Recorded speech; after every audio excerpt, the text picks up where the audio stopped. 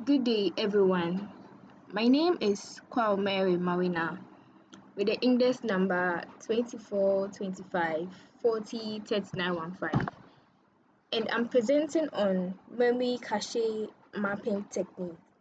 So, our objectives for this lesson is to explain what cache mapping is, to describe three common techniques, and to compare these techniques, and finally show their importance in modern computer systems. So let's get right into it. So we've noticed that in modern computers, cache memory is used to make data access faster by storing frequently used data to close the CPU. So cache is much faster than the main memory that we all know about, but it's also much smaller in size. So when the CPU needs data, it first checks the cache, and if the data is not there, it's called a miss. And if the data is there, it must be loaded from the main memory. So let's get deep into the basics of cache memory. So cache memory sits between the CPU and the main memory. So it's in between, more like an intermediary, right? And its purpose is to reduce the time that is needed to access data. So whenever a CPU requests data, the system uses a mapping technique, right, to decide where to find or place the data in the cache. Now let's dive straight into cache mapping. So cache mapping is basically a method that it's used to decide whether which location rather. Alright, so diving straight into cache mapping. So cache mapping is basically a method that is used to decide which location in the cache a block from the main memory should be placed in. And this is very important because the cache is much smaller. So the system needs a smart way to manage space. Basically, that's what cache mapping is about. Alright, so let's get into the next aspect, which is the mapping techniques. And we have to know that there are three main cache mapping techniques, which are the direct mapping, the fully associative mapping, and the set-associative mapping. So each has its advantages and disadvantages. So let's dive straight into what direct mapping entails. So with direct mapping, it's basically the simplest method or technique because each block from the main memory is assigned to exactly one cache line. And this is very fast and simple to implement. But if two block maps right to the same line, it causes a conflict and one has to be replaced. So basically this is the disadvantage of a direct mapping.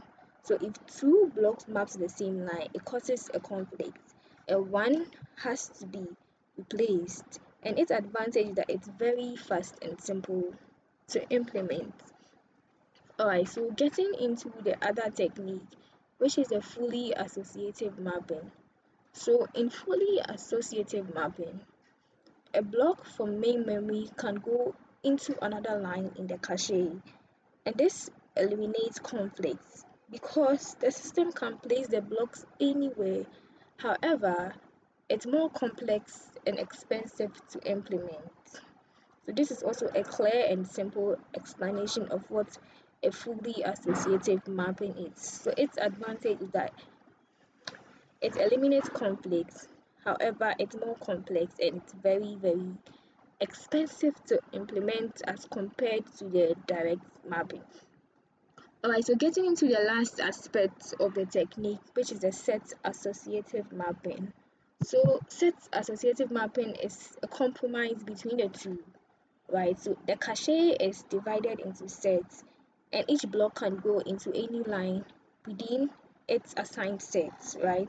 So this reduces conflicts, which keep the cost and complexity lower than fully associative mapping. So basically, in simple terms, what you're trying to say is that with a set associative, it acts more like a compromise between the two, right? It's not on both sides, but it's more like it's in support of both sides, if I should say. So we have the cache maps being divided into sets in this case, and each block can just go into any line within its assigned set. And it has advantages as it's reducing conflict while keeping the cost and complexity very low as compared to our fully associative mapping. So let's talk about parking analogy. So what is parking analogy? So to make this very easier, so let's use a parking lot analogy. So direct mapping is like being assigned to one specific parking space. More like if someone else is already there, you have to replace them. And with a fully associative, it's like being allowed to park in any space you find free, any space at all you find free, whether it's assigned to you or not. And with a set associative mapping, it's like being assigned a specific role, and you can park in any space within that role. So there's an allocated role given to you, right? So any space at all you can park within that role. Basically, this is a simple understanding of a parking lot analogy for all our cache mapping techniques. So now let's get to the comparison aspect of all these three mapping techniques. So here's a comparison of the three techniques. So direct mapping is so fast and cheap, but it has high conflict.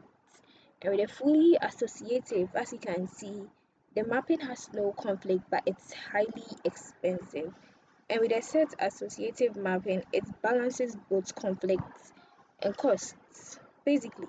So let's relate what we've learned to today's relevance.